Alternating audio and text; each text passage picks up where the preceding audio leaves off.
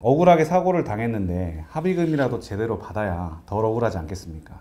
안녕하세요. 사건사고TV 김진우입니다. 교통사고로 척추골절 부상을 입은 경우 합의금 산정이 어떻게 되는지, 그리고 어떻게 하면 합의금을 제대로 잘 받을 수 있을지 알아보도록 하겠습니다. 이번 영상에서는 자동차 보험약관 기준으로 보험금 산정하는 방법을 설명드릴 건데요. 총 6가지 항목이 있는데 이 중 기본 항목 5개 산정하는 법에 대해서 먼저 알아보고, 마지막 상실 수익액 항목은 매우 중요하기 때문에 다음 영상에서 별도로 다루도록 하겠습니다. 교통사고 피해자 본인께서도 합의금 산정이 어떻게 되는지 알고 계셔야 다른 사람에게 휘둘리지 않고 제대로 된 의사결정을 하실 수 있겠죠. 억울하게 사고를 당했는데 합의금이라도 제대로 받아야 덜 억울하지 않겠습니까? 그러니까 제가 지금부터 설명드릴 내용 잘 들어보시고 참고해 주세요. 교통사고 척추 압박골절 합의금 항목은 크게 6가지 항목으로 나눠볼 수 있는데요. 위자료, 휴업손해, 간병비, 그 밖의 손해배상금, 향후치료비, 상시 수익액이 있습니다.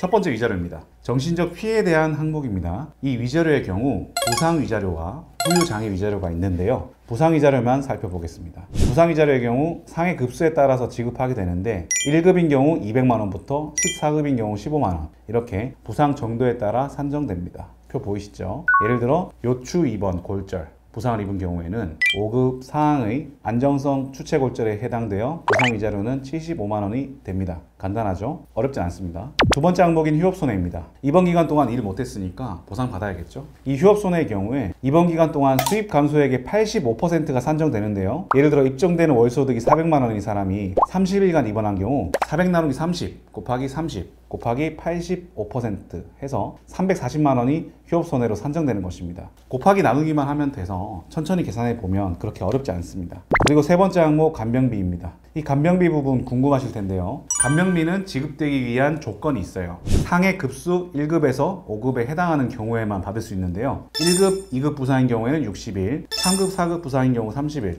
5급 부상의 경우 15일치를 받을 수 있습니다. 만약 척추압박골절로 부상 5급에 해당하는 경우 15일치의 간병비가 인정이 됩니다. 이때 간병비 기준은 1일 일용근로자임금 기준으로 지급하고요. 제가 이 영상을 찍는 2023년 하반기 기준 일용근로자임금은 하루 124,080원인데 숫자가 복잡하니까 12만원으로 잡고 계산 편하게 해보겠습니다. 15일로 계산해보면 15일 곱하기 12만원 하면 되죠. 그럼 180만원이거든요. 이 부분도 어렵지 않죠? 다음 네 번째 항목은 그 밖의 손해배상금 항목인데요. 이 담보는 두 가지가 있는데 병원 밥 안 먹으면 한 끼당 4,030원, 그리고 통원하면 하루당 8,000원입니다. 이 금액은 소액이라 간단하게 짚고 넘어가겠습니다. 예를 들어 퇴원 이후 통원 치료를 10번 다닌 경우라면 8,000원 곱하기 10일 해서 8만원이 되는 겁니다. 계산 간단하죠? 그 다음 다섯 번째 항목으로 향후 치료비 항목이 있습니다.